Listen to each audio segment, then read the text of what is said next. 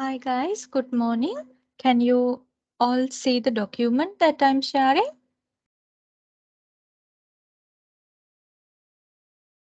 Good morning, ma'am. Document can't see, ma'am. Black screen only. Oh, all right. Let me check again. How about now? Still no, ma'am. Okay. Is that the same for everyone else as well? Yes, miss. Okay, all right.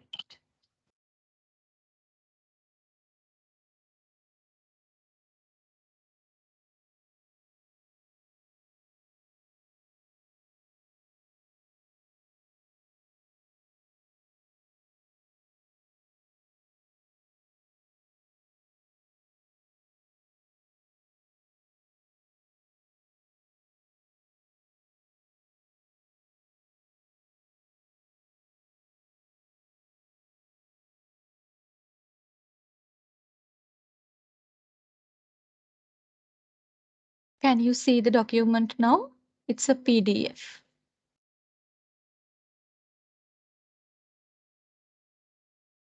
No, miss. All right.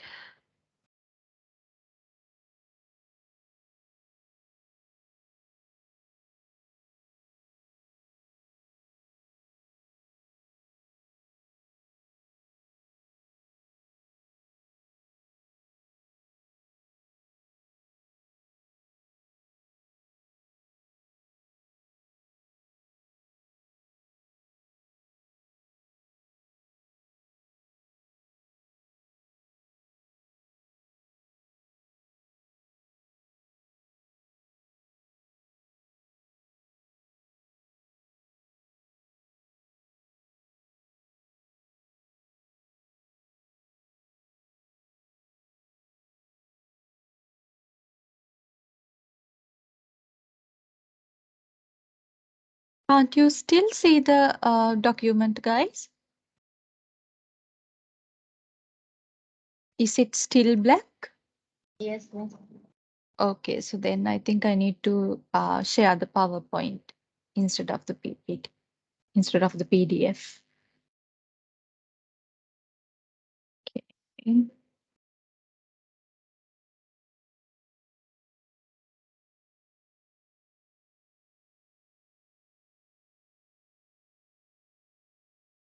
Can you guys see my slides now?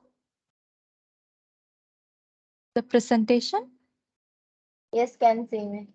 All right. Okay. So then, yeah. Yes. All right, guys. Thanks for the confirmation. We'll do the lesson from the PPT then.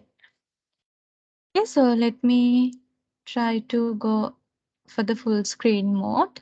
And if it doesn't work, we'll do it in this mode. Okay, so can you guys see the full screen or is it black?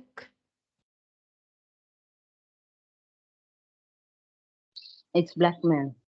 All right, so then that means we need to go back to the normal mode.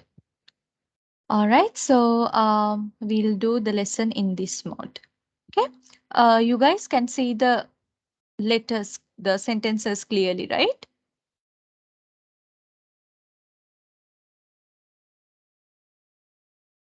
Can you all see the content clearly? Yes, miss. Oh, okay, all right. Can't, ma'am. All black.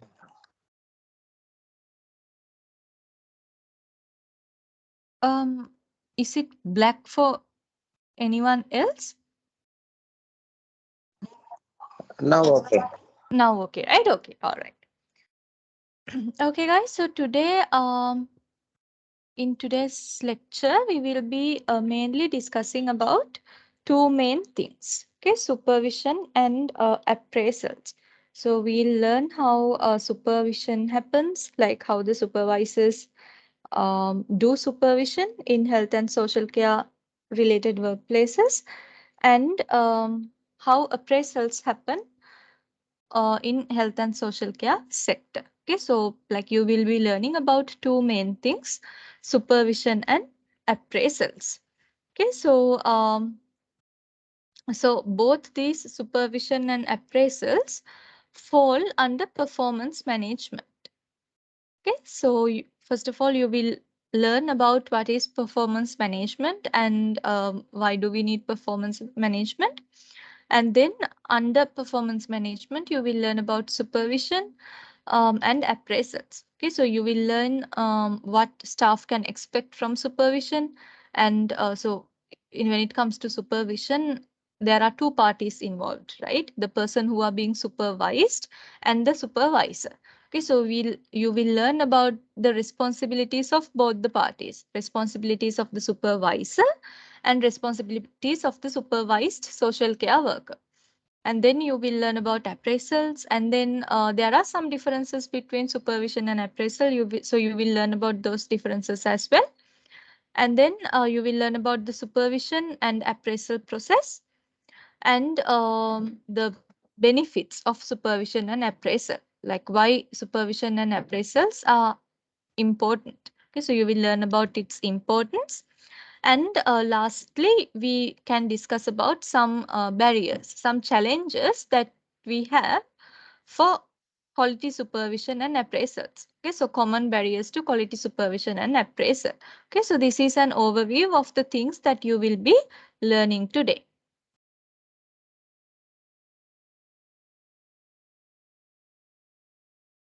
Okay, so now we can start off by discussing about performance management. So, what do you think performance management is, guys? Can I hear like your thoughts? Like when you see the word performance management, what do you think it is? Like what kind of a thing is performance management?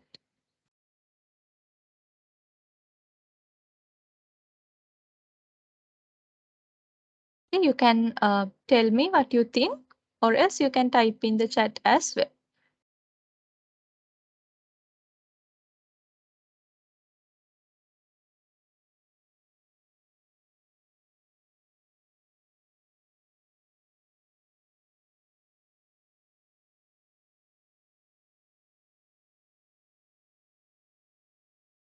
Yes, guys, when you see the two words performance management, what do you think it is? Like what is performance management? As what you understand.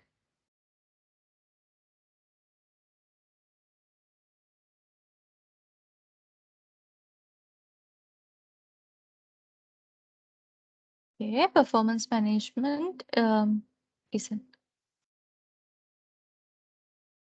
Yes, Metni, that's a really good answer. Thank you for sending it on the chat. Yes. Okay, so performance management is an ongoing process. That is very correct. Okay, so like performance management is an ongoing process. Ongoing means it's a continuous process. Okay, so like so I told you that we will be talking about two main things today, right? Supervision and appraisals. So both these supervision and appraisals both fall under performance management. Yes, so supervision is also an ongoing process, a continuous process, and appraisals are also continuous process. Okay, appraisals are also continuous. Supervision sessions are also continuous. Okay, so performance management is basically it's an ongoing process. It's a continuous process where your performance is being managed by you and some other people. Okay, so these other people can be supervisors, your managers, like the top level managers, the middle level managers, your supervisors, likewise. Okay, so they can be the people who work with you to manage your performance. Okay, so yeah, so we do performance management. Um, as you have mentioned in your answer, we do performance management in support of accomplishing strategic objectives of the organizations. Okay, so yes, that is right. Why do we do performance management? To accomplish the objectives of the organization. Okay, so because when you run an organization, you have certain objectives or goals set by the organization which you are supposed to accomplish, right? So performance management helps you to accomplish or to achieve these organizational objectives and goals. Okay, so this is what performance management is basically. Okay, so yeah, so here you can see the definition in this slide. You can see the definition of the performance management. Okay, so performance management is a means of enabling and delivering the best possible service through processes such as setting outcomes, goals, and expectations, monitoring progress, measuring outcomes, and recognizing or supporting improvement for individual workers and the workforce as a whole. Okay, so performance management, as I told you just a few seconds earlier, performance management is a process. It's an ongoing process through which you manage your performance, right? It's a process through which you take care of your performance. Okay, so you take care or you manage your performance in a way that it ensures that you provide quality service to your service users. Okay, so if you are if you are in a health and social care related uh, workplace, like if you are working in the when you are working in the health and social care sector, like your clients are usually like your clients can be children, right? Your clients can be elderly people, and your clients can be patients. Okay, so these are the common types of clients that you deal with as a health and social care worker, like can be children, can be elderly people, because elderly people cannot take care of themselves independently, right? So they need a caregiver or a health and social care worker to take care of them. Okay, probably a caregiver. Okay, or else another type of a health and social care worker. Okay, and even small kids like children, and then like patients and differently abled people. So differently abled people also find it difficult to do their day-to-day things by themselves, so they need some sort of a support. Okay, so so these are some common types of clients. These are some common types of clients that you will deal with when you are working in the health and social care sector.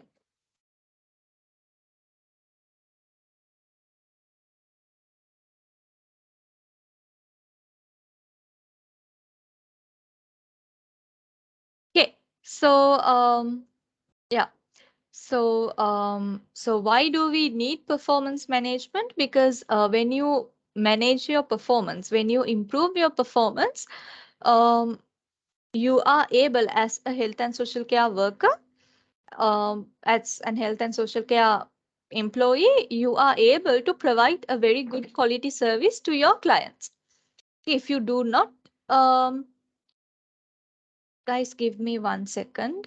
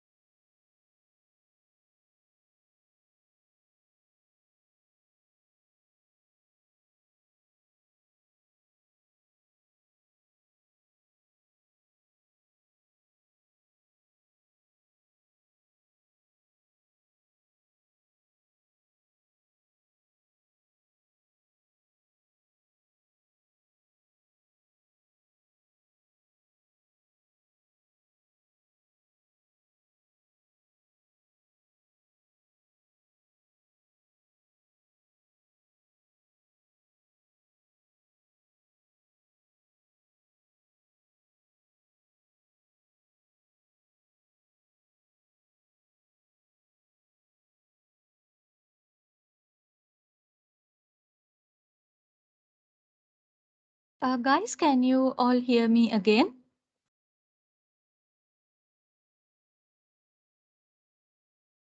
Yes, ma'am. Okay, all right. All right. Okay, so yeah, so we were discussing why performance management is important, right? So we need performance management to make sure to provide a good quality service to our clients. Okay, so we can provide a good quality service to our clients by doing these things, by setting outcomes, goals, expectations, by monitoring progress, by measuring outcomes. And so setting outcomes, goals, and expectations means setting goals and objectives for your organization. Okay, and you once you set goals and expectations or objectives, you start working on those goals, objectives, and then you start monitoring progress. You monitor whether there is a progress or else whether there is a downfall or is everything going as planned. So that is about monitoring progress. Okay, and then you measure your outcomes, like you measure your results, whether you got the expected results or whether you got unexpected results. And if you got unexpected results, what kind of unexpected results were they? Likewise, you measure your results, your outcomes. Okay, and then recognizing or supporting improvement for individual workers. Okay, so there can be some educational or learning or like any like there can be some learning needs that individual workers require, right? In the workplace, there can be certain learning needs or like learning like learning and development support that your workers need. Okay, so when as a health and social care employer, you need to make sure to support these learning needs or learning requirements of your employees. Okay, so through performance management, the employers can recognize and support these learning and development needs of the employees. Okay, performance management helps you to recognize these kind of needs of your employees. So then you are able to support them. Okay, so yeah. So performance management is basically to improve your performance so that you can give or provide a high quality service to your clients by doing these processes. Okay, so performance management is about that. Okay, so performance. So as I explained to you guys earlier, supervising and appraisals fall under performance management. Okay, so in this diagram also you can see we have supervising here and then appraisals here. Okay, and as you guys can see, this is a cycle. Okay, so like you can see these arrows in this diagram, right? So these arrows mean it's a cycle. Okay, so we have supervising here, an arrow, setting goals. So this means supervising leads to setting goals. And then setting goals leads to appraisals. And appraisals leads to monitoring and reviewing. And monitoring and review leads to supervision. Okay, so as you can see here, performance management is a cycle, right? One thing leads to the next thing. Okay, so you need supervising to set goals and objectives. Once you set goals and objectives, you go for an appraisal. And once you finish the appraisal, you do monitoring and reviewing. And once you finish monitoring and reviewing, it leads to supervision. Okay, so likewise, one thing leads to the other in this cycle. Okay, so as you can see, supervising and appraisals are uh, two things which fall under performance management. Like supervision and appraisals um, are two components of performance management. Okay, so now we can discuss about supervision. Okay, so guys, are you all clear about performance management? Before I start this topic, may I know whether the performance management is clear to you?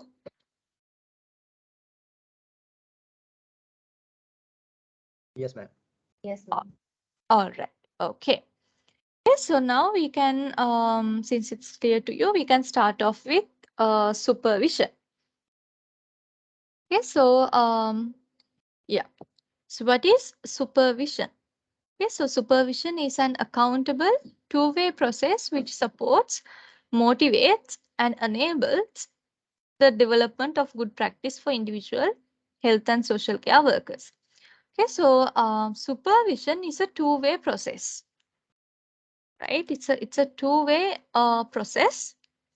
Okay, so there are two parties involved in supervision: the supervisor and the person being supervised.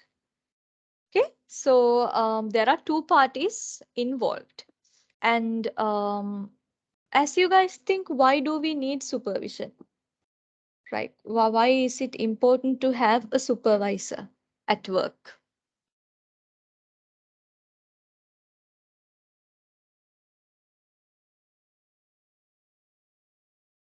You can. To get the quality service. Yes, that's a really good answer. Yes, to provide a quality service to your clients. Okay, and what else? To identify any kind of mistakes which happens from the employee and to improve them. Yeah, exactly. Once again, that's a really good answer, Rifka. And what else? Do you guys have any answers? Any more answers? I think provide quality successful service while minimizing problems. Yeah, that's a really good answer. Yes, minimize problems. Okay, so those are some really good answers, guys. So all those answers are true, correct? Okay, so so those are the reasons why we need a supervisor. Okay, so supervisor um is someone who oversees our work, right? Someone who keeps track of what we are doing as an employees. Like supervisor is a person who checks whether we are doing our work properly or not. Okay, uh, like if we are not doing our work properly, then what measures can be taken to make us work properly? Okay, so supervisor is someone who keeps track on our work, like someone who checks whether we are doing our work properly or not. Okay, so there are, as we discussed, there are two people involved in supervision. Like there are not two people, because one supervisor can supervise 10 people also. So in that case, there are 11 people altogether, right? So not two people. There are two parties involved: the people or the person who are being supervised and the supervisor. Okay, so we need supervision at workplace for those reasons that you guys just mentioned. Okay, so because like we need to make sure, as health and social care employees, we need to make sure that we are doing our job correctly. So there should be someone to check whether we are doing things correctly and advise us, right? So for that reason, so that with those advisors, we can provide a quality service to our clients. Okay, so that is one reason. And to minimize problems and complaints, like you said, because when you have when you receive good supervision, you provide quality service to your clients. And when you provide quality service to your clients, you get very less complaints or problems from your clients. Your clients will complain less when your service is good. Okay, so to minimize the problems, also we need supervision. Okay, and a supervisor should be there like for the employees to understand their areas of improvement. So like when you are as a health and social care worker, when you are performing your job, there are certain things that you do well, and there are certain things that you need to improve, right? So sometimes you are unable to figure those areas by yourself. So you need someone else to figure that out for yourself. You need a supervisor to figure out your areas of improvement. Like in which areas do you need improvement or do you need changes? So you need someone else to help you figure that out. Okay, so a supervisor will tell you what are the things that you need to improve as an employee. Okay, so the supervisor will advise you. Okay, so for you need supervision for these reasons. Okay, so supervision is a very important part of individual performance management. Okay, so this is how a person called Toni Morrison has defined supervision. Okay, so a general definition of supervision is suggested by Toni Morrison in 2001 is this. This is the definition given by Toni Morrison for the word supervision. Okay, a process by which one worker is given responsibility by the organization to work with another worker or workers in order to meet certain organizational, professional, and personal objectives. Okay, so according to this definition, supervision is a process by which one worker is working with another worker or another workers. One person is working with another person or with a group of other people. So they work together to meet organizational, professional, and personal objectives and goals, to accomplish these objectives and goals. Okay, so this is a definition of supervision given by suggested by Toni Morrison. This is how the person called Toni Morrison has defined supervision. Okay, so yeah, so everything we discussed is there in this definition. Like the two parties are involved, and you need supervision to accomplish the organizational, professional, and personal objectives. Okay, so like all the points that we discussed in this slide can be seen in this summed up definition. Okay, so yeah, so there are certain things that you can expect from supervision. Okay, so these are a set of things that the staff can expect from supervision. Okay, so through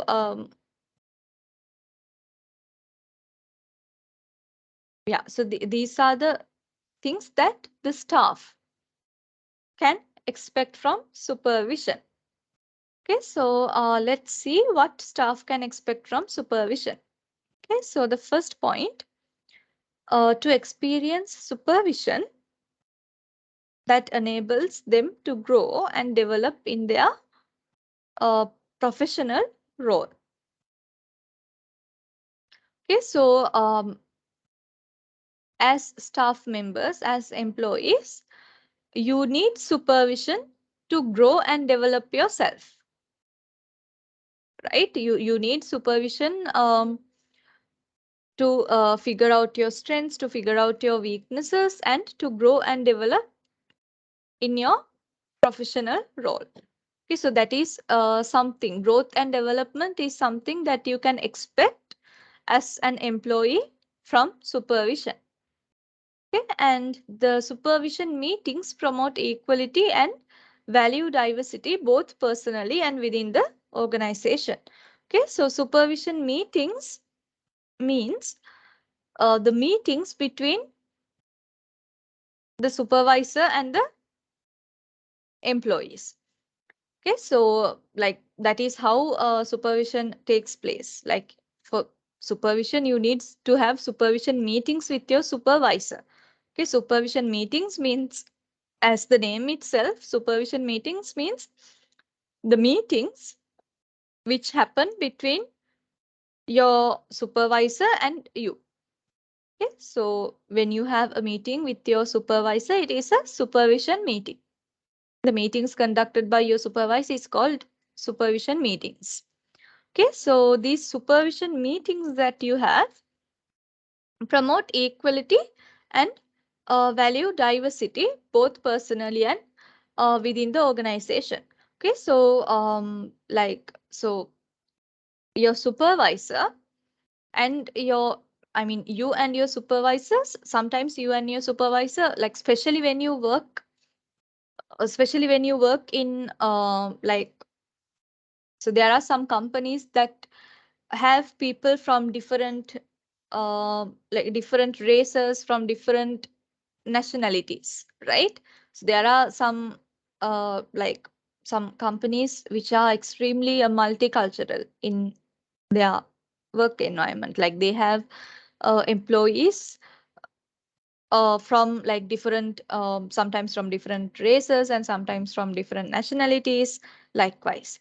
Okay, so if you and your supervisor belong to uh, if you and your supervisor belong to different races or different nationalities, like having these kind of supervision meetings help you to promote equality and diversity as well, because like if your supervisor and you belong to like two races or like two nationalities, these kind of supervision meetings help you to uh, like come together and discuss things as a team, right? So it promotes, in a way, it promotes equality. You learn how to be respectful and how to treat each other equally, and how to value diversity, how to respect someone's how to respect different beliefs and how to respect someone's opinions. So likewise, you learn these things through supervision meetings. Okay, so in a way, supervision meetings promote, we can say these meetings promote equality and diversity in your personal self and within the organization as well. Okay, and to have supervision, so next point, to have supervision treated as a priority commitment. Okay, so supervision should be treated as a priority. Okay, so whenever you have, as an employee, whenever you have a supervision meeting with your supervisor, you should attend that meeting on time. Okay, so you should prioritize that meeting. You should not put any of your other work um, onto that allocated time slot for the meeting. So you have to give priority to the meeting and you have to attend the meeting on time. Like you need to take your supervision meetings seriously. Okay, so that is something you can expect as a staff member from supervision, to take supervision seriously and to treat it as a priority commitment.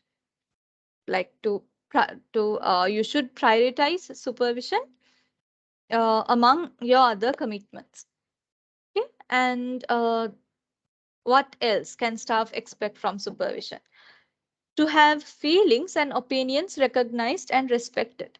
Okay, so supervision meeting is a meeting which happens between two parties, right? So in this meeting, uh, both the parties are talking and voicing out their opinions. Okay, so your supervisor is also talking about his or her opinions and his or her ideas, and then as an employee, as a staff member, you also are talking about um, your feelings, your opinions, your ideas, your suggestions, all of that. Okay, so both the parties are talking to each other. Both the parties are exchanging opinions, ideas, and feelings.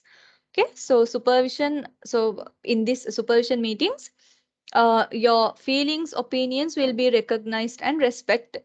Okay, both, so the supervisor is also sharing their opinions and you are also sharing your opinions.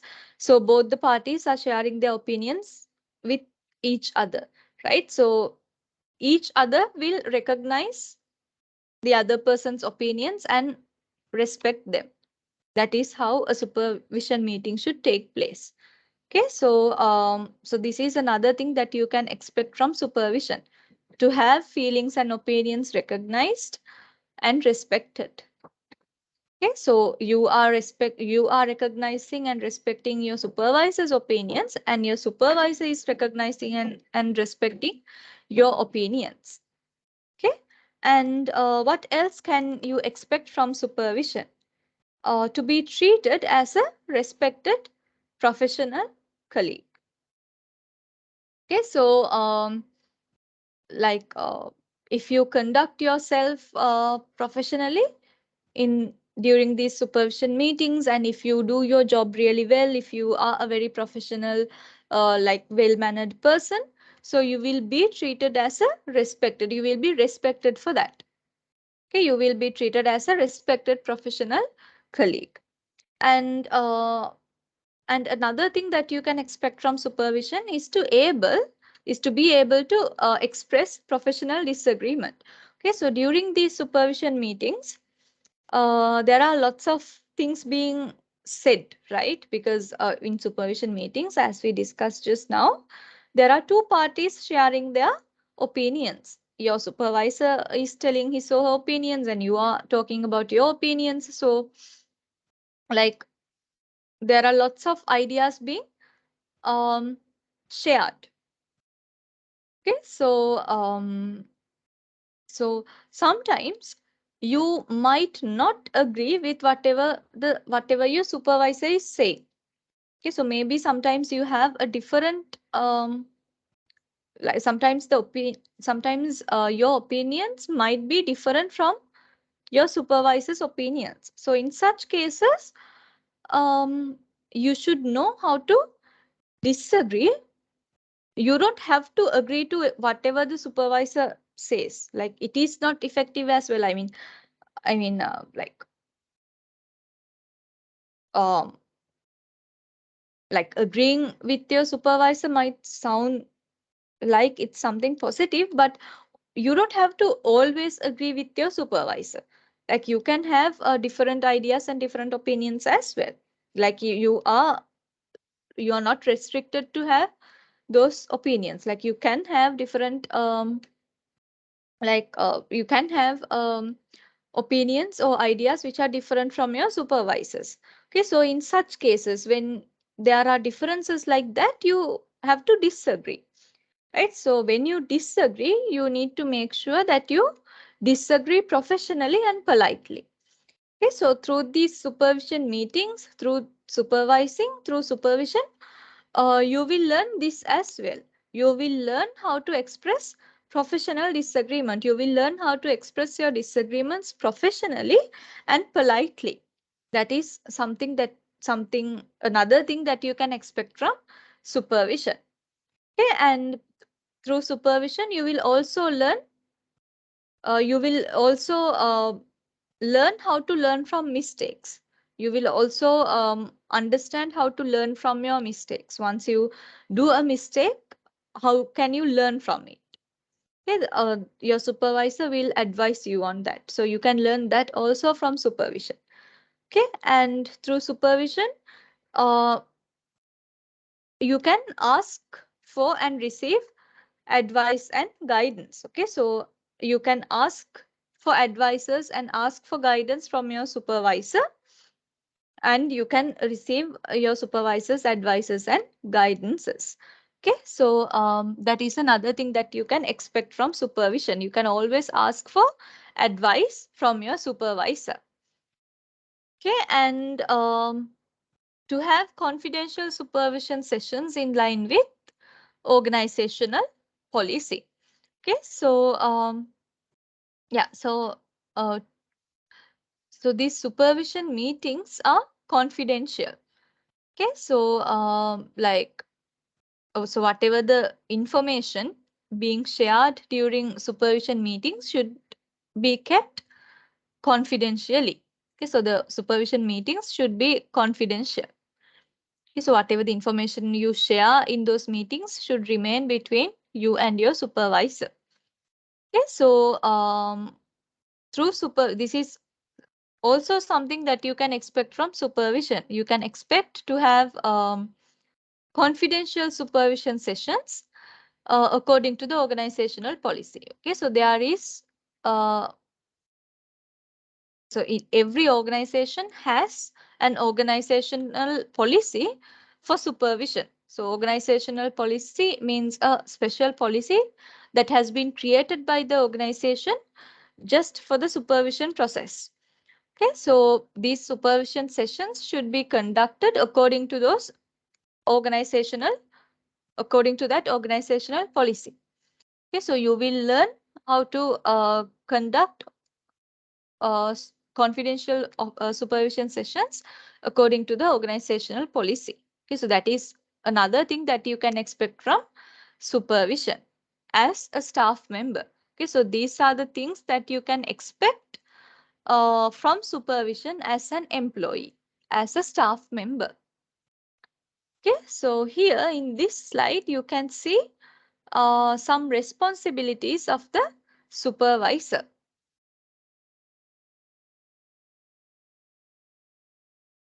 Okay, so yeah. So can you tell me, yeah, before I teach you about the responsibilities of the supervisor, I will give you like 1 minute. Okay, so can you think of the responsibilities of the supervisor? Okay, just I will give you just few seconds to think about it. Just think what are the responsibilities of the supervisor, and you can tell me. You can unmute yourself and tell me, or else you can put in the chat as well. Okay, so just think what are the responsibilities of a supervisor.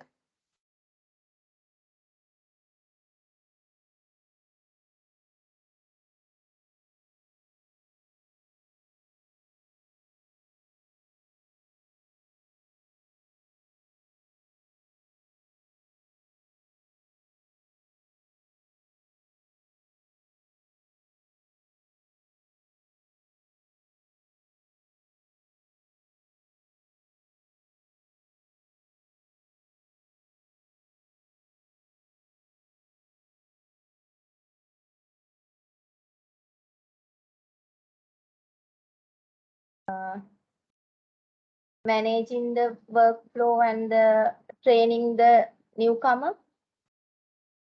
Yes, Taranga, that's a really good answer. Yes.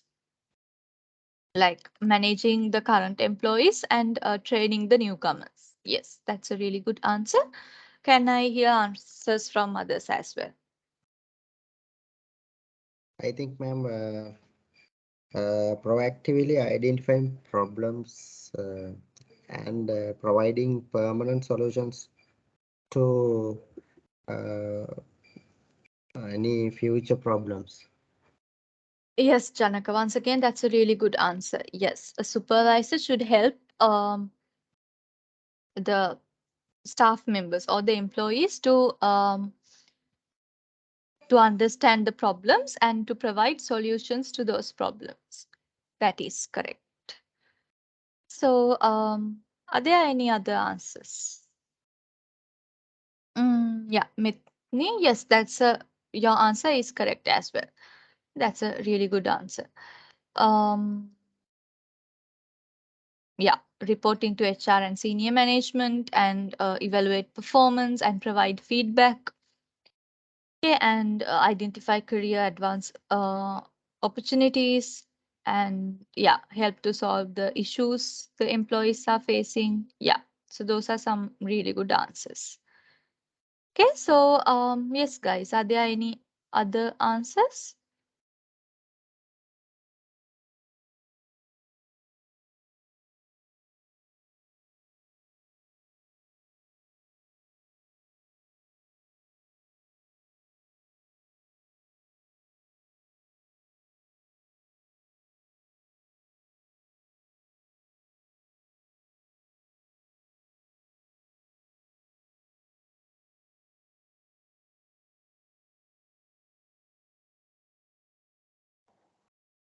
Hello. Yes, Rifka. Yes, handling team complaints and issues. Okay, once again, a really good answer. Yes. Okay, handling complaints and issues, like team complaints and issues. Okay, so those are some really, really good answers, guys. And all of those answers are correct. Those are the responsibilities. Those are some responsibilities of a supervisor. So in these two slides, we will discuss in detail what are the responsibilities of the supervisor. So like if you have missed any, so whatever some points that you just mentioned are here in the list, and you can see some additional points as well. Okay, so these are the responsibilities of the supervisor. Okay, so to ensure that supervision is in line with organizational policy. Okay, so I told you that organizational policy is a policy which is made by the organization for supervision. Okay, so like organizational policy is is a policy made by the organization which tells you how supervision should be done, how the supervision meetings should be conducted, how supervision should take place in the organization. Okay, so it is a policy which describes how supervision should happen inside the organization. Okay, so this policy is made by the organization itself. Okay, so yeah, so as a supervisor, you need to make sure that you do not violate this policy. Like you need to make sure that your supervision is in line with organizational policy. Like you need to make sure that you do supervision according to whatever mentioned in the organizational policy. Like you should not do anything beyond the organizational policy. You should always adhere to this organizational policy and do the supervision only according to this policy. Okay, so you are not supposed to do anything different.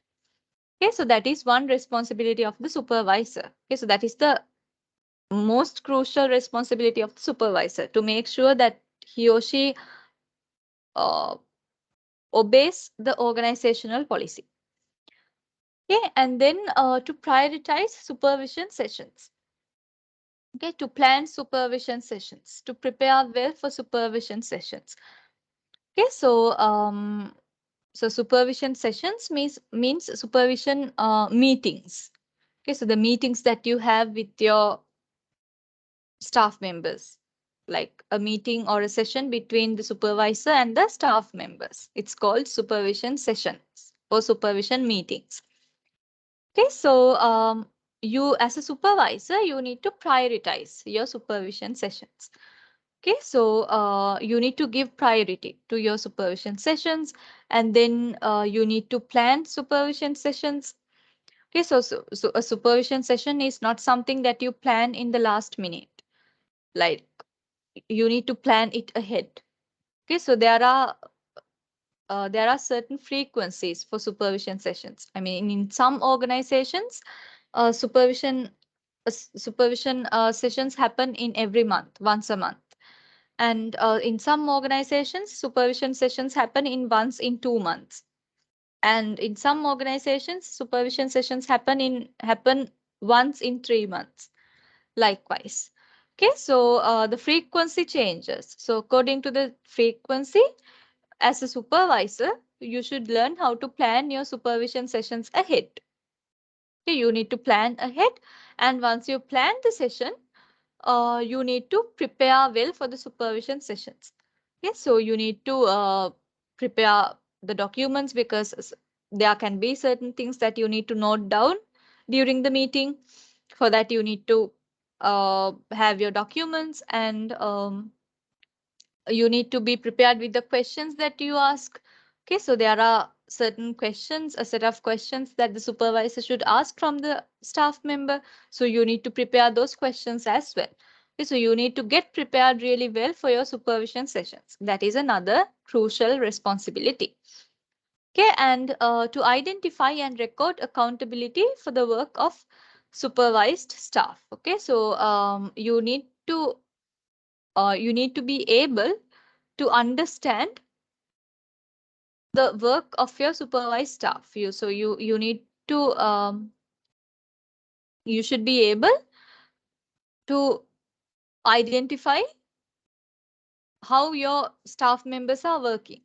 Like, are they working well, or like what are they doing well? What are they I mean, what are the things that they are doing well and what are the things that they are not doing well. So the things that your staff members are not doing well are called areas of improvement. Those are the areas that they need to improve. Okay, so you need to, as a supervisor, you should be able to identify both these strengths and weaknesses of your staff members.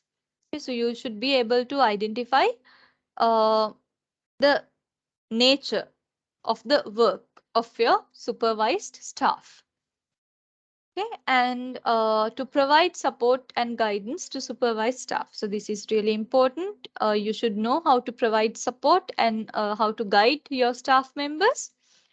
And then to obtain feedback from the individual and others. So, guys, like a supervisor should also receive. So the staff members will receive feedback from the supervisor, right? So similarly, the supervisor should also receive feedback from the staff members. Okay, so there is a feedback form. So all the organizations have this.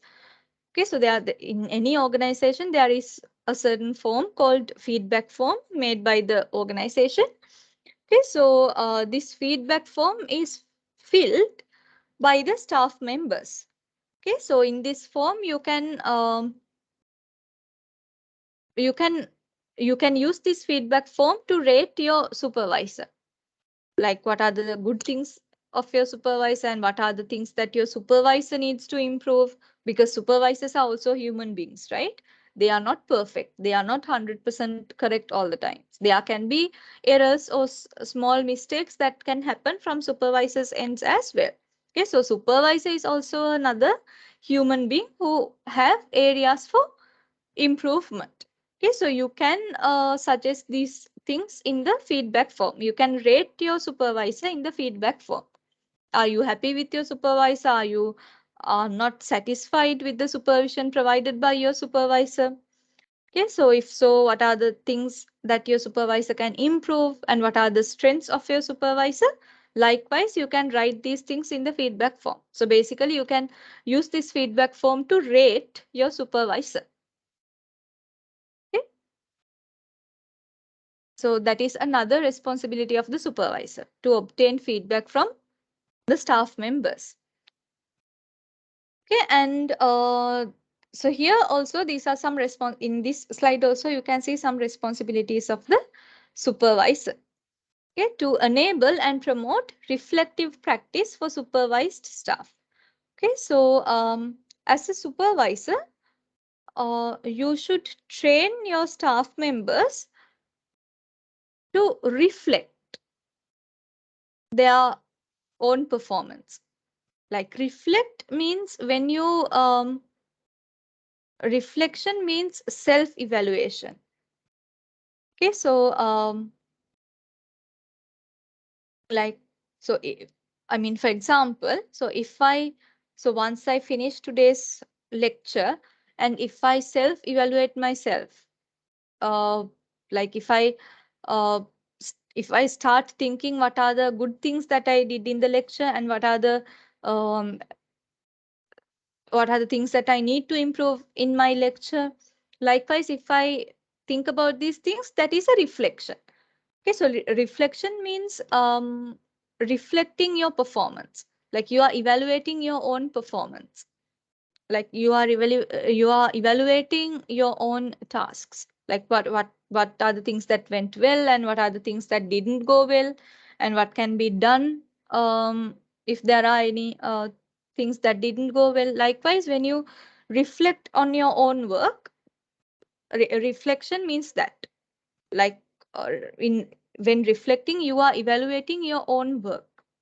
You are reflecting on your own work. Okay, so so guys, like even when you go in front of a mirror, what you can see inside the mirror is the reflection, right? So the same principle, like you looking at your own work and reflecting it. Okay, so reflection means evaluating your own self, looking at your own self. Why do we go in front of a mirror? To see how we look, right? So to look at our own self. Okay, so reflection means that looking at your own self, looking at your own performance. Okay, so as a supervisor, this is another responsibility, and this is a really important responsibility. You need to promote reflection for your staff members. Okay, so you need to promote reflective practice for your supervised staff, because so like I mean, so promote reflective practice for supervised staff means you should train your staff members to conduct reflection. Like you should teach your staff members how to do reflection, how to evaluate your own self, how to judge your own self. Okay, so you should teach these things to your staff members. So why should you teach these things to your staff members? Because there can be situations where you are not there to help them, right? I mean, sometimes so like if a staff member reaches out to you and say a problem that he or she is facing, but if you are in another meeting, you can't help them immediately, right? You need to wait until the meeting finishes, right? So there can be such situations where you are unable to help your staff members immediately. There can be situations where you need time to help them, like you can't help them immediately. So in such situations, the staff members should be able to handle the issues by themselves, to solve the issues by themselves. Until you become available for them, your staff members should know how to tackle the problems, how to solve the problems. Okay, so without reflection, you will not be able to do that. If you do not have reflective skills, you will not know how to tackle the problems and to solve the problems by yourself. Okay, so this is why it is extremely important as a supervisor to teach how to do reflection to your staff members. Like you need to teach your staff members how to do uh, reflection, how to do reflection on their own work. Okay, that is something really crucial. That is a crucial responsibility. Okay, and another responsibility is to identify development needs and opportunities of supervised staff. Okay, so as I told you in the beginning of the lecture, there can be some learning and development needs or opportunities of the staff members. There can be certain needs and requirements of the staff members. Okay, so as a supervisor, you should identify these opportunities and you should identify these development needs of your staff members. Okay, and you should help them to address these development needs and opportunities. Okay, and another responsibility is to record all decisions and discussions in the supervision record. Okay, so in a supervision meeting, okay, so in a supervision meeting, the supervisor is talking and the staff member is also talking. So that's a discussion, right? So each, like the supervisor and the staff member, both the parties are expressing their ideas, expressing their opinion. So that is a discussion. Okay, so whatever the decisions, so out of a discussion, you make decisions, right? So you tell your opinions, you listen to the other person's opinions, you have a discussion, and then you make a decision at the end of the meeting. Not one decision, you make few decisions at the end of the meeting, as that is the outcome of the meeting, making decisions. Okay, so once you make these decisions, you need to record all these decisions in a document. Okay, so I will show you these documents at the end of the lecture, guys. So even in the PDF that I shared on the WhatsApp group, at the end of the lecture note, I have put all these forms for you. Okay, so you can see these forms in that PDF, and I will show you once I finish the slides as well. Okay, so there is a specific form to note down all the decisions that you made during the meeting. Okay, so you have to record, you have to note down all the decisions that you made during the supervision meeting in this piece of document. Okay, and that is another responsibility of the supervisor. And then the next responsibility, to record service user related decisions in the service user file. Okay, so there is there is a separate file called service user file. So service user means client, right? Service user is another word for client. So service users are your clients. Okay, so you have a separate file for your clients. Okay, so whatever the decisions that you made, whatever the decisions related to your clients, whatever the decisions that you made, which are related to your service users or which are related to your clients, so those decisions should be noted down in this service user file. Okay, so as you can see, a supervisor should have really good documentation skills. Okay, because he or she should be able to note down everything and keep things in the appropriate file. Okay, for example, whatever the decisions that you take during the meeting, you write in that form. You don't write it in the service user file. And if you make any decisions regarding your clients, you do not write that in that form. You should write it in the only in the service user file. Like that document goes into the service user file. Okay, so like, and a supervisor should know what to write and where to write, like what to write and where to keep the documents. Okay, so a supervisor should have a really good documentation skills, right? They should know how to maintain documents and how to store documents in the correct place. Okay, and another responsibility of the supervisor is to implement any agreed actions. So if you once you came to decisions, if you agreed on a certain action plan, you should implement that action plan. Okay, so you should be able to implement all the agreed action plans, the actions which were agreed by both the parties. Okay, so not both the parties actually, uh, because like the supervisor will need to, I mean, the supervisor needs to, so in the supervision meeting, once the supervisor and the staff member agreed upon a certain action plan, this action plan needs to be sent to the senior management, and it should be agreed by the management as well. Okay, so however, once you uh, obtained approval from all the responsible parties, a supervisor should be able to help the organization to implement those agreed action plans. That is another responsibility. Okay, and another responsibility of the supervisor is to maintain confidentiality of supervision in line with organizational policy. Okay, so whatever the things that are being revealed during the supervision meeting, those details should be kept confidentially.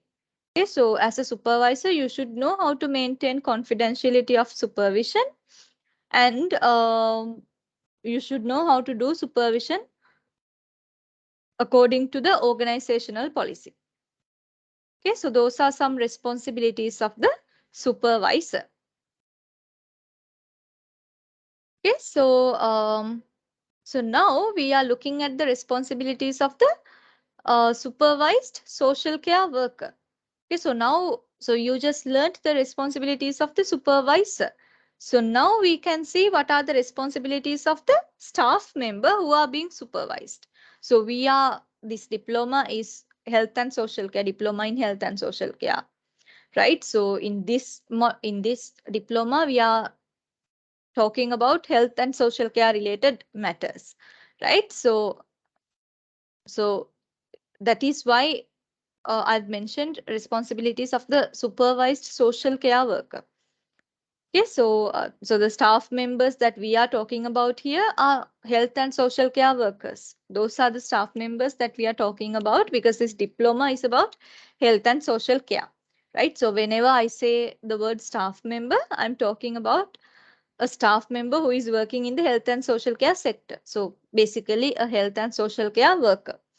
Okay, so in the previous two slides, you learned about the responsibilities of the supervisor.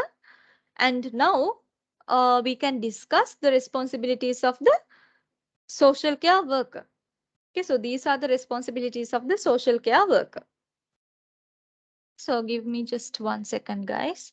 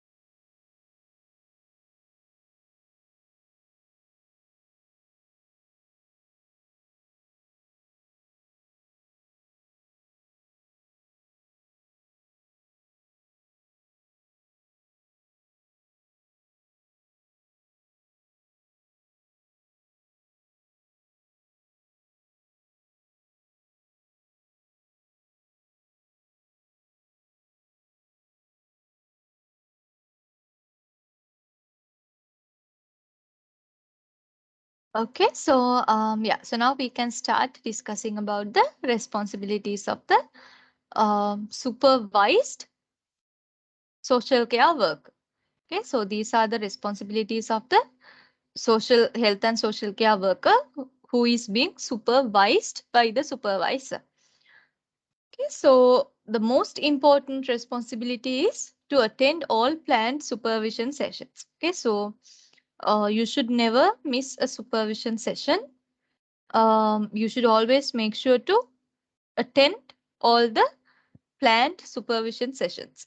Okay, so like if in case you are unable to attend the supervision session, like let's say, I mean, for a valid reason, such as if you are sick, if you are really, really sick, and if you can't make it to the supervision session, then you should immediately inform your supervisor about it so that your supervisor will be able to change the date and suggest you another date for the supervision session. So you can attend on that date.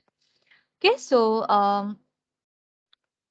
so if there are no valid excuses, you should unless it's for a valid reason, otherwise you should make sure to attend all the planned supervision sessions. Okay, and then you should you also should prioritize your supervision sessions. You should give priority to your supervision sessions. And you should also be prepared and plan your supervision sessions.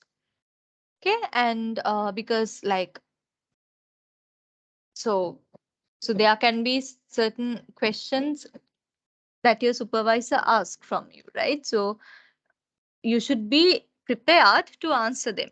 Okay, so even when we are going for an interview, even if you are going to a job interview, there are some common interview questions that people ask, right? So you should get yourself prepared for those common questions. So likewise, even in supervision sessions, you should prepare well. You should be prepared really well for your supervision session. Okay, and you should use the supervision session positively to discuss work and professional development. Okay, so you should take the maximum out of these supervision sessions. Okay, so you should know how to discuss your work and how to develop your professional self from these supervision sessions. Okay, and to identify any situations that are outside their competence or where they are unsure. Okay, so guys, so sometimes there can be certain things that you are struggling with, right? So, so if, for example, if you have a huge workload that you cannot manage, right? So, for example, let's say your organization or your company gives you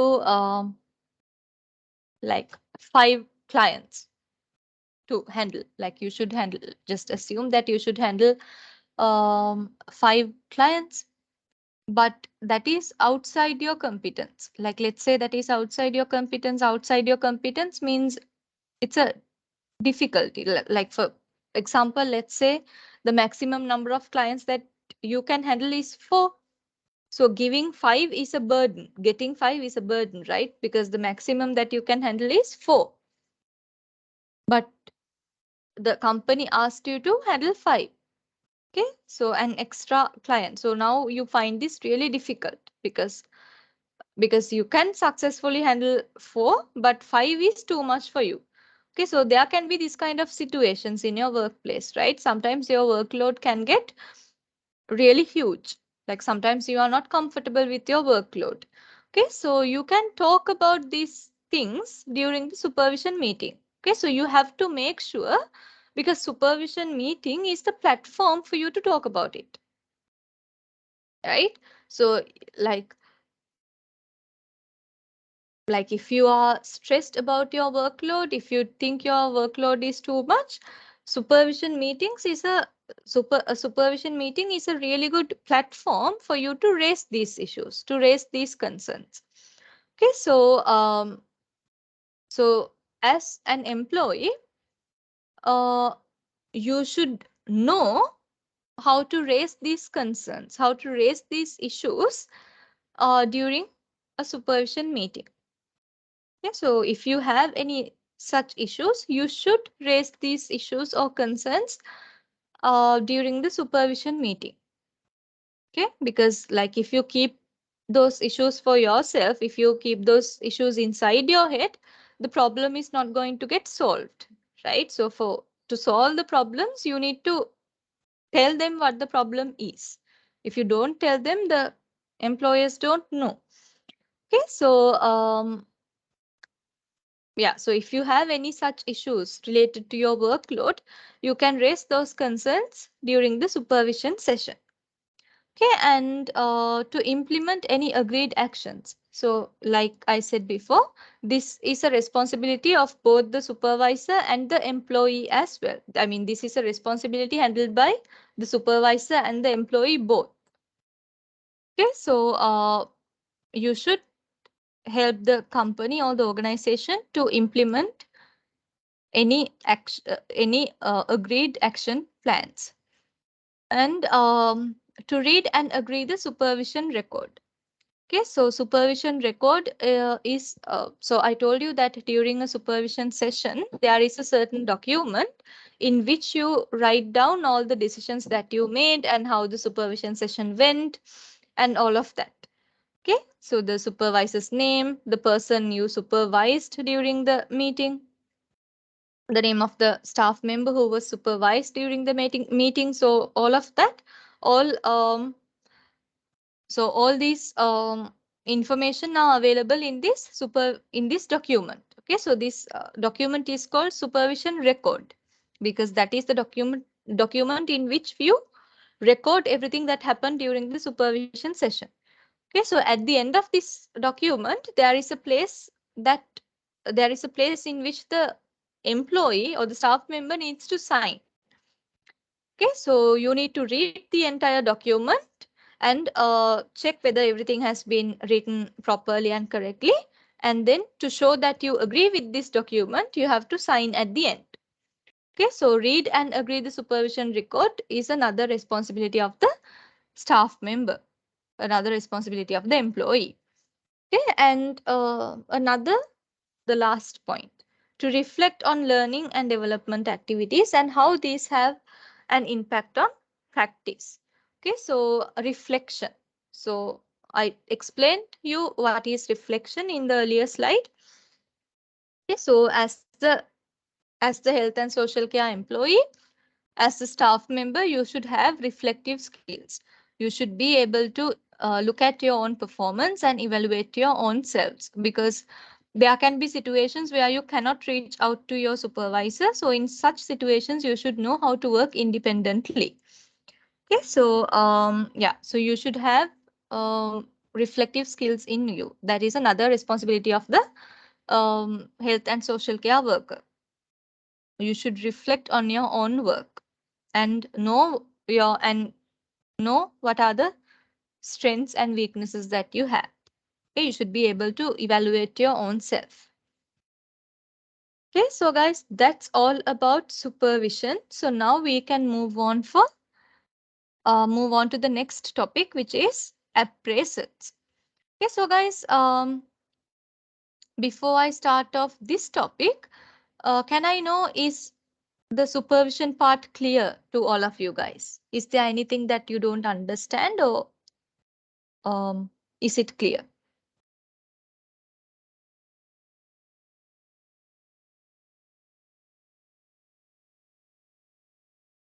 Are there any doubts about supervision?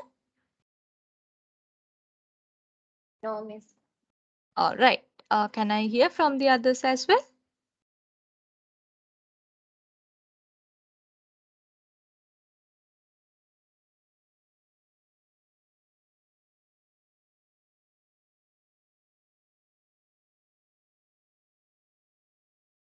Guys, do you all have any questions about the supervision part?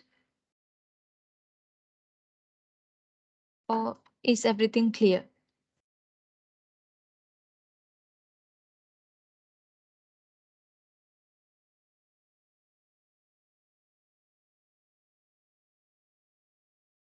All right. So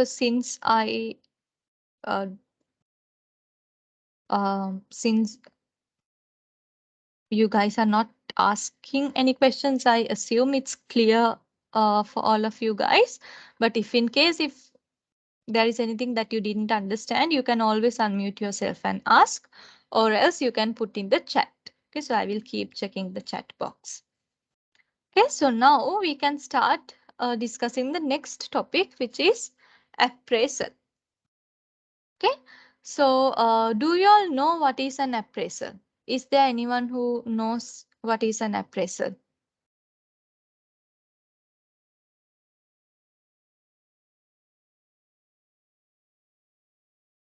I think it is review of workers. Mm-hmm. Yes, that's a really good answer. Yes, a review of workers. So how does an appraisal takes place, guys? Like, who does the appraisal? Hello. Yes, Rifka. Yes, I will talk through my experience. So I used to work in a call center. So we have KPIs. There are certain KPIs we have to adhere to. So and we have to achieve those KPIs in order to get our increment. So there will be, yes, increment basis like biannual, annual, like that. They will have. They will review our work, and then depending on that they will give us increment, and then there can be promotions and those kind of stuff. So appraisal, what they do is they will review our performance, considering the KPIs which are given to us, and then that is kind of a process which takes place like that. Yeah, so they review whether you have like how much you have achieved from the KPIs, and your increments will be based on that, based on the performance, right? Yes. All right. So that's a really good explanation, Rifka. So thank you so much for sharing the experience as well. So yeah, so that is how an appraisal takes place. Okay, so in an appraisal, the managers will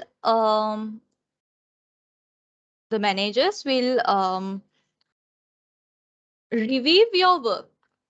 Like they will review your work and tell you um, what are the things that you are doing well and what are the things that you are not doing well.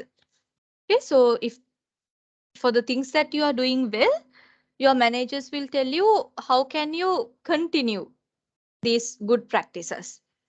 And if there are things that you are not doing well, um, what can you do to what are the solutions to improve uh, these areas? If there are any things that you do not do well, how can you improve yourself? Okay, so appraisal is a, as you guys said, it is a review. Okay, so you can see the word review in this definition as well. So appraisal is a review done by your managers. Okay, so the managers are reviewing your work and they tell you what are your strengths and weaknesses. So how can you continue to have your strengths, and how can you what can you do to address your weaknesses? Okay, so it's about managing. Appraisals are about managers reviewing your work. Okay, so yeah, so as a result of appraisals, you can have things like salary increments, promotions. So these are some results of appraisals, right? Some good results of appraisals. Okay, so if your manager is really impressed, if your manager uh, really feels that you are doing a really good job in the company, it can lead to a salary increment. Uh, you will get a raise in your salary. Your salary will be increased, or else you will be promoted to a better position. Okay, so so promotions and salary increments are consequences of appraisals. Okay, so the salary increments and promotions happen as consequences of good consequences of appraisals. Okay, so those are some advantages of appraisals if you are doing a really good job. Like if you are doing a really good job at your work, those are some good things that you can expect out of appraisals, salary increments and promotions. Okay, so now, so there is a difference between supervision and appraisal. Okay, so guys, you guys just now you learned a lot about supervision, and I also told you what is appraisal, right? So according to your your knowledge and your understanding, can you tell me the difference between supervision and appraisal? Since you learned a lot about supervision in the previous slides, so now you know what is appraisal as well. So now can you compare these two and tell me what is the difference between supervision and appraisal?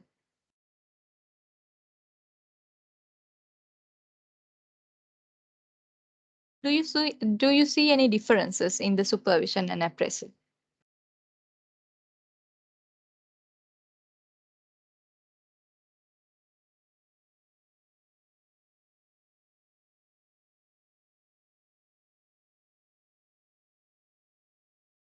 Supervision is the ongoing Mm-hmm. thing now. Yes, Taranga. Yes. Now that other thing it is doing at annually, no? Yes, Taranga. Yes, that's a really good answer. Yes. So that is the main difference. Okay, so supervision is an ongoing thing. Supervision, yes, Smith, your answer is right. Supervision is a live ongoing process. It's a regular process. Okay, so supervisions happen once a month, once in 2 months, or once in 3 months. Likewise, supervision happens frequently.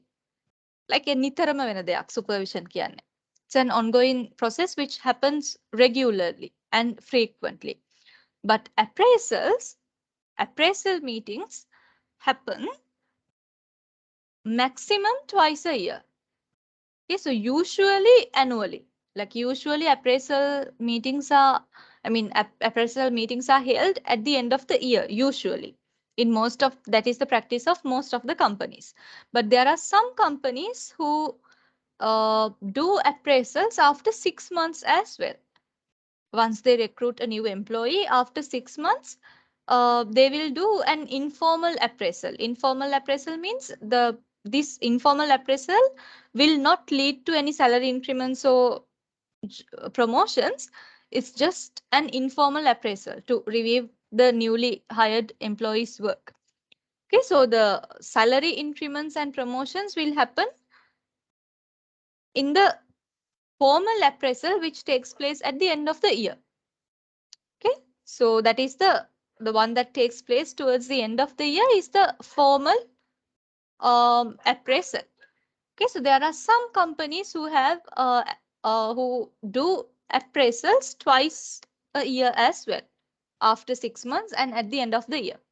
But most of the companies do appraisals annually, once a year, towards the end of the year, or at the beginning of the year. Okay, and can be in the middle of the year as well. But like most of the companies do appraisals annually. Whereas there can be some companies who have appraisals twice a year as well.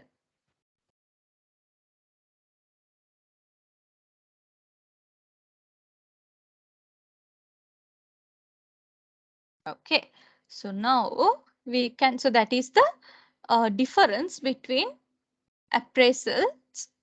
That is the difference between supervision and appraisal. Supervision is an ongoing, a regular, frequent process, but appraisals are not that frequent. Okay, appraisals happen usually annually. There are some companies who do appraisals twice a year as well. But anyway, appraisals are not frequent as much as the supervision. Supervision is a very, it's a regular, frequent process, but appraisals happen usually once a year, sometimes twice a year. Okay, so it's not frequent like supervision. Okay, so that is the difference between supervision and appraisal. Okay, so if I ask you the similarities between supervision and appraisal. So supervision and appraisal, they both are components of performance management. They both fall under performance management, right? So that is a similarity between supervision and appraisal. Okay, so here, so now you will be learning about the supervision and appraisal process. Okay, so how supervision and appraisals should take place. Okay, so this is the process, how supervision and appraisals take place. Okay, so supervision and appraisals, so I mentioned this point several times in the previous slides also, that supervision and appraisal both should be done according to the organizational policy, right? So this policy is called supervision and appraisal policy. Okay, so yeah, so this so here in this green box you can see you can see the things that should be, these are the things that whatever you see in the inside this green box, these are the qualities that a supervision and appraisal policy should have. Okay, so supervision and appraisal policy means the organizational policy that the organization has for supervision and appraisals. Okay, so here this in the box, whatever the points that you see in this green box, these points and these 2 points. So these are the qualities of a good supervision and appraisal policy. These are the qualities that a supervision and appraisal policy should have. A good supervision and appraisal policy should have these qualities. These ones and these ones. Okay, so let's look at these qualities. Okay, so a supervision and appraisal policy should provide a clear definition of supervision that is linked to organizational outcomes and values. Okay, so a good supervision and appraisal policy should have a clear definition for supervision and appraisals, and that policy should describe how supervision and appraisals are linked to organizational outcomes and values. How supervision is linked to organizational outcomes and values. That should be explained in the policy. Okay, and the supervision policy, the supervision and appraisal policy should also set clear expectations and boundaries. So, okay, so whatever the expectations that you have should be clearly mentioned in the policy. Okay, and stipulates frequency, duration, location, and recording. So, so what is the frequency of supervision sessions? Are you going to have sessions once a month, once in 2 months, once in 3 months, and how frequently are you going to have appraisals? Twice a year or once a year? So these frequencies, durations, and the location. Where are you going to have these meetings? Okay, so this information and how the meetings will be recorded, right? So only your voice is getting recorded, or else is there is a video recording? Like if there is, are you using a camera to record the entire thing as a video, or do you use only a voice recorder to record the voice? Likewise, there are several types of recording, right? Audio recording and video recording. Audio recording means when you record only the voice. Video recording means you set up a camera somewhere and record the entire session as a video. So which recording style are you planning to use? Okay, so all these information should be very clearly mentioned in the supervision and appraisal policy. Okay, and this policy should also clarify confidentiality and access to supervision and appraisal notes. Okay, so there are some, as I mentioned just few minutes ago, there are some documents in which you can take down notes. So while you are when you are having the supervision session or the appraisal meeting, there is a document in which the manager or the supervisor takes down notes. So they takes down certain points. They write certain points and notes in this document. Okay, so this document should remain confidential. Okay, so which people in the workplace can access these supervision and appraisal notes? So uh, usually these should be accessed only by the managers, because other people in the company are not usually allowed to access these notes. Okay, so this should be clearly mentioned in the policy as well, which people have access to these notes. Okay, and highlights the importance of supervision and appraisal. Okay, so a good supervision and appraisal policy should explain the importance of supervision and appraisal. So what is the importance of these two things? That should be mentioned in the supervision and appraisal policy. Okay, and makes clear the role, tasks, rights, and responsibilities of the supervisor and the workers. Okay, so in a supervision and appraisal policy, you should also mention the responsibilities of the supervisor and the responsibilities of the workers. The responsibilities of both the parties should be mentioned as well in the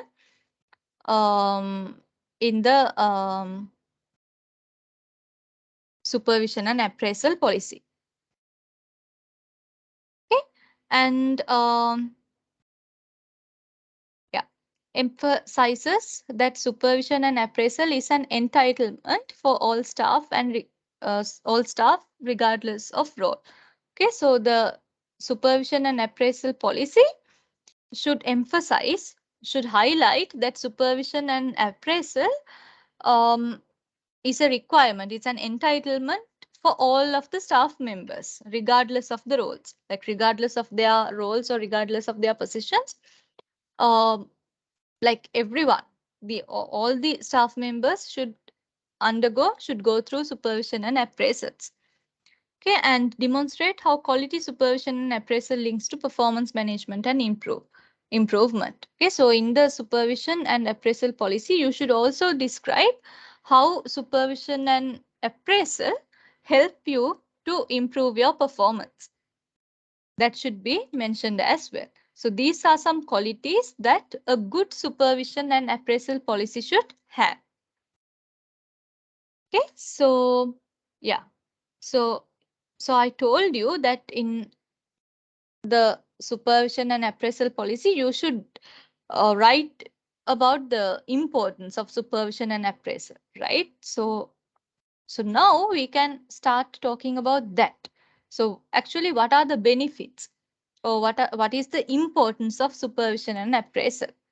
Okay, so you guys learned a lot about supervision, learned a lot about appraisals. So now we will see what are the benefits of supervision and appraisal. So else, what is the importance of having supervision and appraisal in a workplace?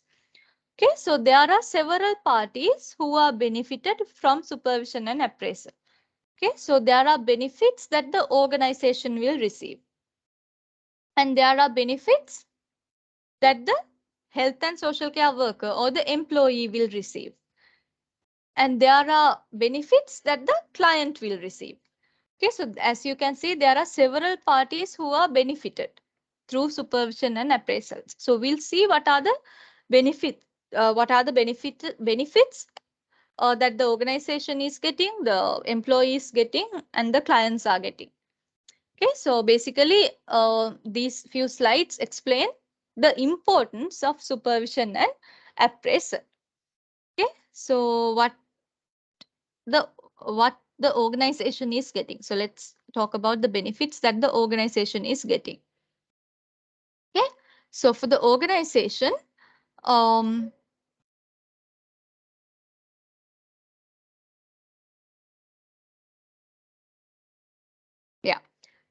so in supervision sessions and in appraisals, like the supervision sessions and appraisals help the workers to understand their strengths and weaknesses, right? The supervisions and appraisals help the workers to understand their strengths and weaknesses and improve their performance. So when the employees improve their performance, in turn, the organizational performance also improves. Okay, so that is one benefit that the organization is getting. Okay, so another benefit is that you can ensure that your clients are getting a good quality service. So when your clients are getting a good quality service, they will not leave the company, right? So they will be loyal clients. They will remain being clients. So you can gain more income from them, and you can even gain more clients as well, because the clients that you are currently having will recommend the company to their friends, to their family, to their relatives, or to their friends, if you are giving a quality service to them, right? So you can gain more clients to your company.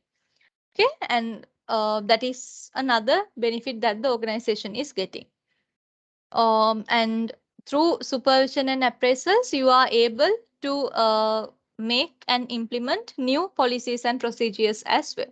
Okay, according to the organizational needs, you will be able to make and implement new policies and procedures. That is another benefit that the organization is getting.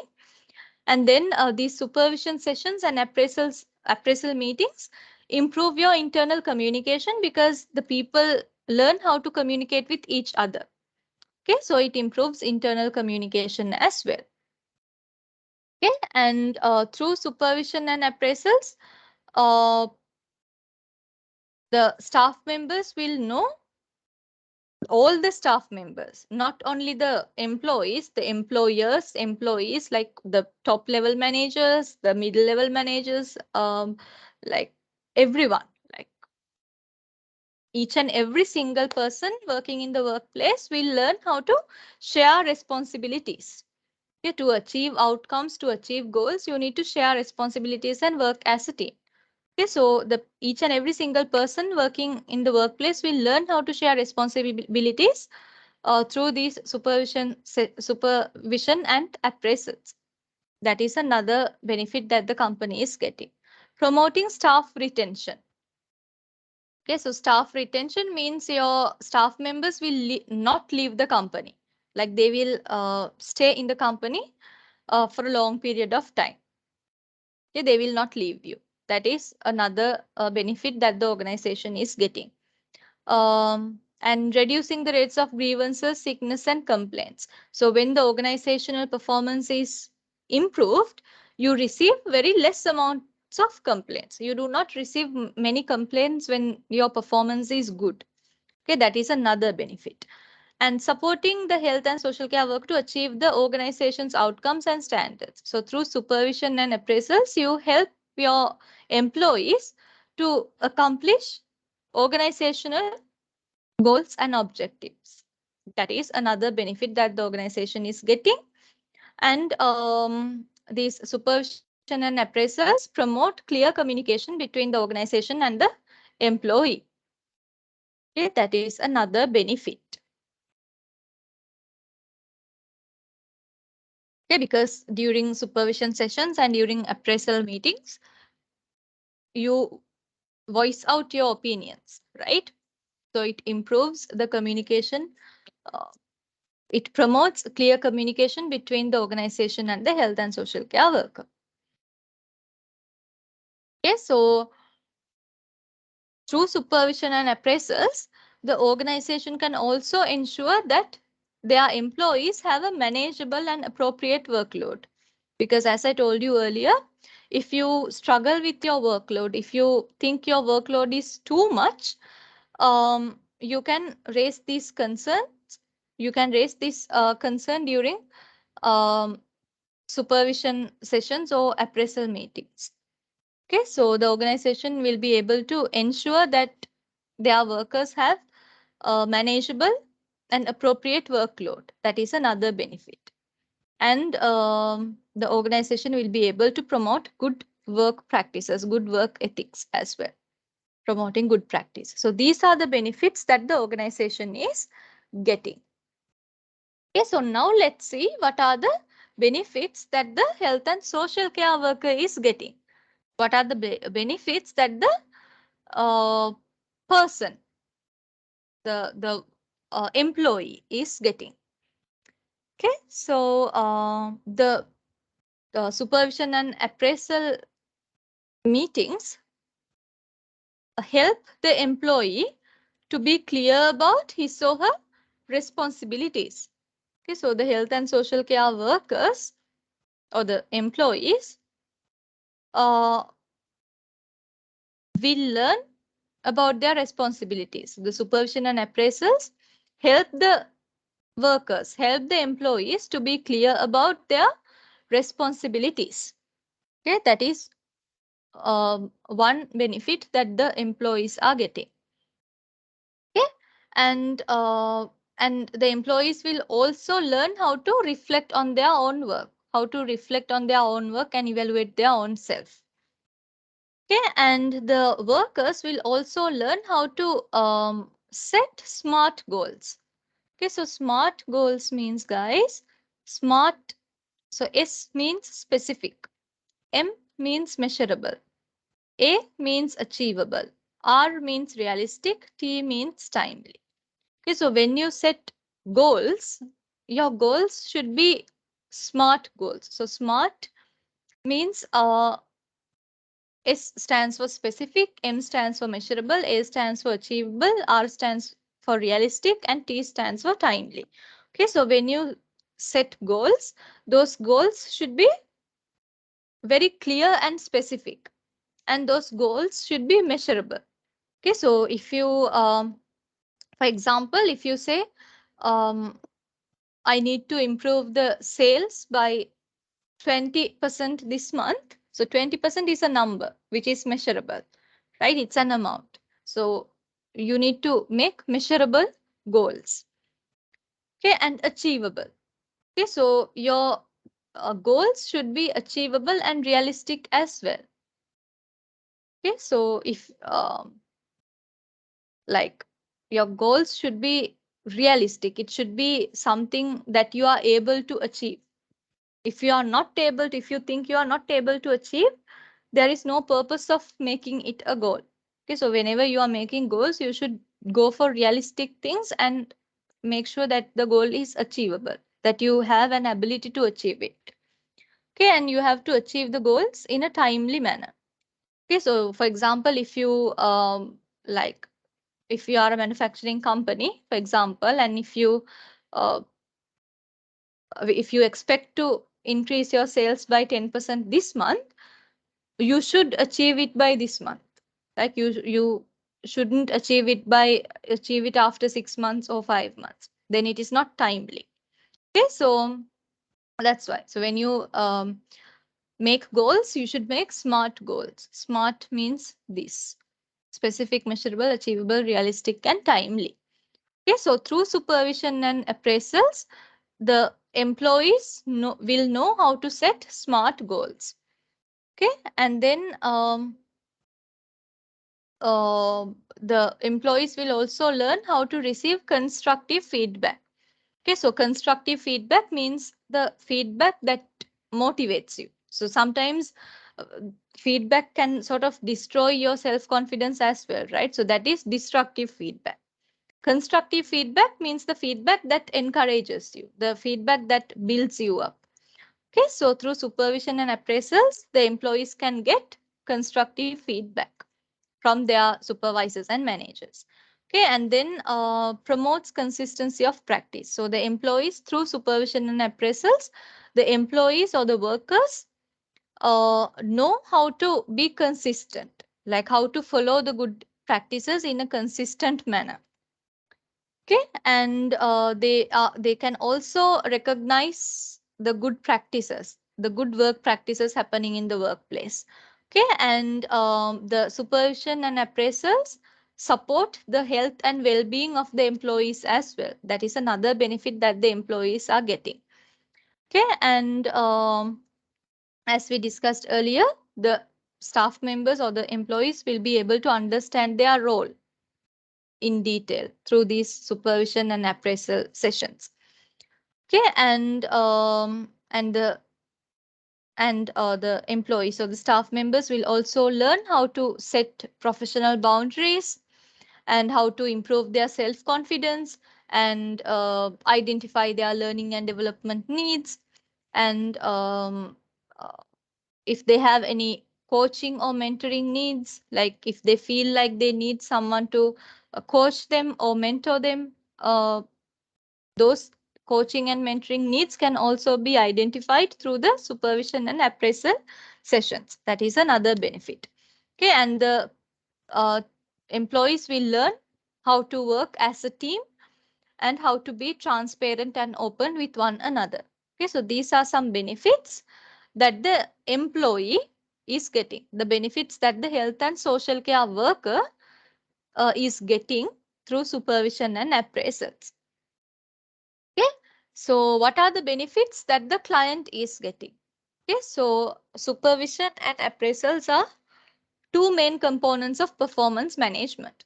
Okay, so when you improve your performance, the organization's performance also improves. So when the organizational performance improves, um, it increases the quality of the service that you provide to your clients as well. So your clients will be able to get a good quality service from you. Okay, so that is the benefit that your client is getting from supervision and appraisals. They will be able to get a good quality service. Okay, so there are some common barriers. So you guys just learned about the importance and the benefits of supervision and appraisals up to here, right? So now in the last two slides, we'll see what are the common barriers to quality supervision and appraisal. What are the barriers to supervision and appraisal? Okay, so lack of organization policies or standards on supervision and appraisal. So if you do not have enough organizational policies for supervision and appraisal, that is one barrier. And if you do not have enough time and space, once again, it's another barrier for supervision and appraisals. And interruptions, right? Interruptions is another common barrier to supervision and appraisals. Supervisors telling rather than listening. So there can be supervisors who do not have good listening skills, sadly. Okay, so there can be supervisors who talk a lot, but they listen very little. They talk a lot. Rather than listening, they talk a lot. Okay, so this can sort of ruin the conversation between you and the supervisor. When they talk a lot more than listening, so telling and listening both should happen equally. But if the supervisor is telling more than listening, that can sort of ruin the conversation. So it is another barrier.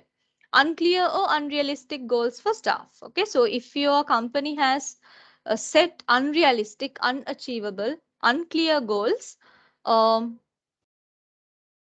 that is another barrier to supervision and appraisals. Okay, because there is no point of having unrealistic goals because they are not realistic. You can't achieve them if they are unrealistic. Right? You can achieve only the things which are realistic. Right? So negative criticism, bullying or harassment. So if your supervisors or if your managers are talking to you in a very rude manner, if they criticize you very rudely, and if they bully you or harass you, that is another common barrier for supervision and appraisals. Okay, poor recording of supervision. So if the supervision session is not recorded properly, that is another barrier.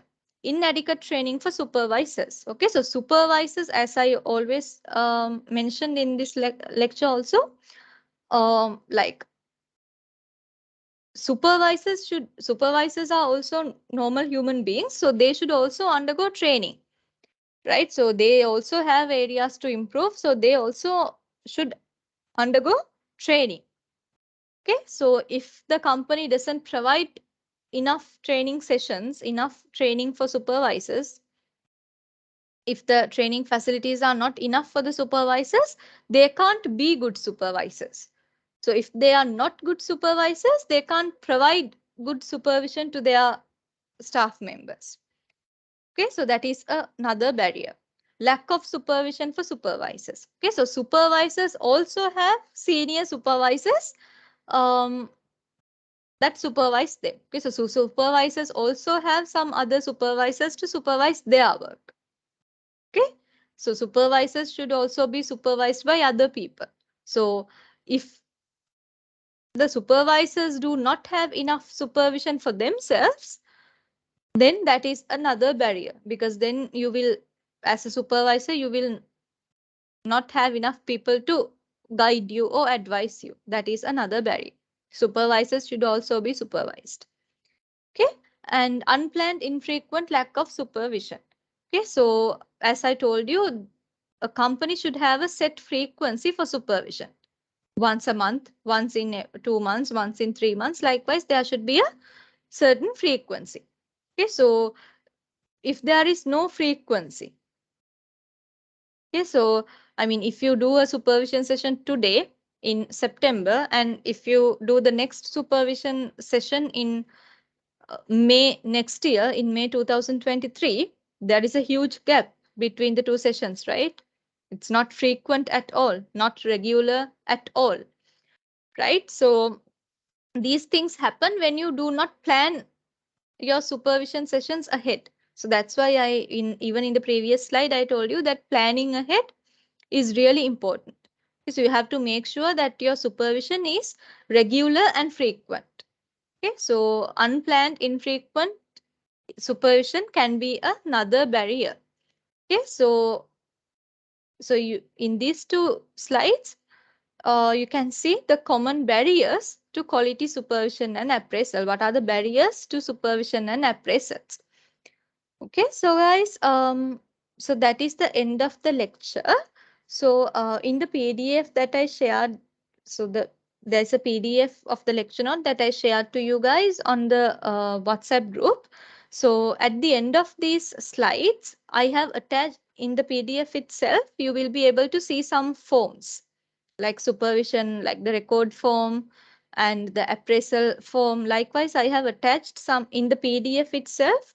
If you scroll down, at the end of the slides, I have attached these documents in the PDF itself. Okay, so just go through those documents. Just look at the structure of those documents.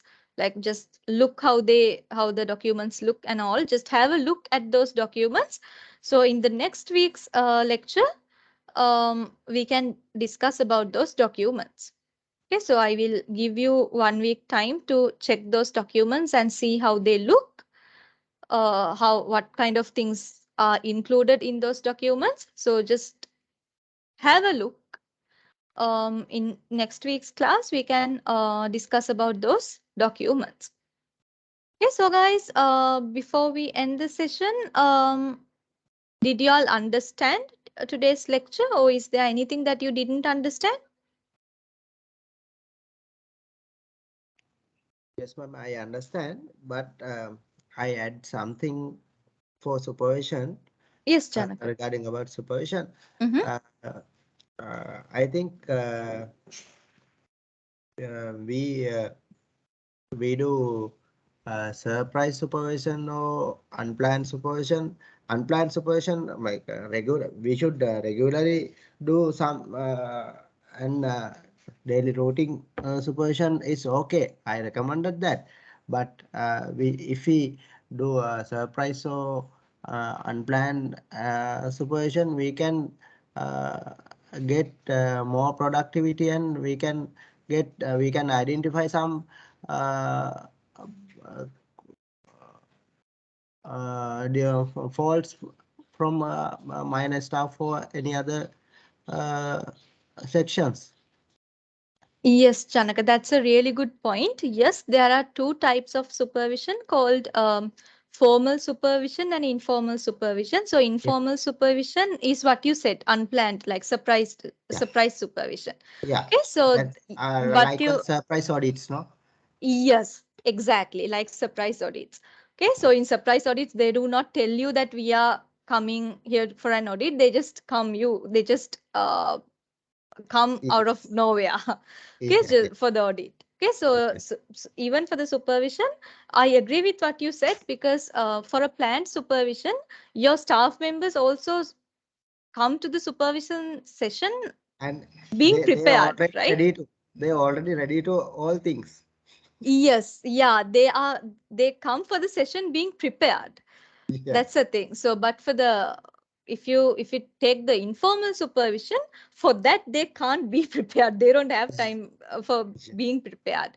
So Yeah. in from We can those identify any other faults or any corruptions or any other, but theft. exactly Yeah. that those kind of supervision sessions are the informal sessions are very useful to like to figure out, like you said, any corruptions or any wrongdoings that happen in the staff. Yeah. So the formal and informal supervisions, they both are equally important. Like we can't say informal supervision is not important. It's really important, especially to like figure out the corruptions or like wrongdoings that happen in the All staff. depends on fluent management. Exactly. Yeah. Yes. So a company, the management of the company um should make sure to implement uh, formal and informal supervision both. So that is the that will be more effective rather than having just formal supervision. Yeah. Okay, thank you, ma'am. No worries, Janaka. Thank you for adding that idea. I mean, adding that point to the lecture. That's a really good point. Thank you. All right, so guys, can I hear from others? Is there anything else that you guys want to add, or is there anything that you guys didn't understand in today's lecture?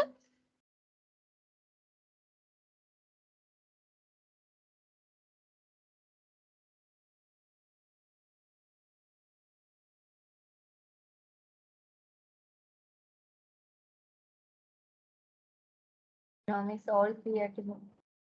All right. Okay, so guys, since it's all clear, then we can end the session now. So go through your lecture note. At the end of the lecture note, I have attached some forms. So just have a look at those forms. So next week we can start discussing those forms. Okay, so just during the weekend, just have a look at those forms. So in the next week, I will we can go through those documents and discuss about the forms. Okay, so for now, just go through those forms that I have attached and see what kind of things are included in the forms and how the documents look like, how the forms look like. Just have an idea about that. Okay, so guys, thank you all for joining for today's session. I will end the session now. This note is already in the WhatsApp, so I will upload it to the OneNote as well. Okay, so have a nice weekend, guys. I will see you next week. Okay, Miss, thank you. Thank you, ma'am. No worries.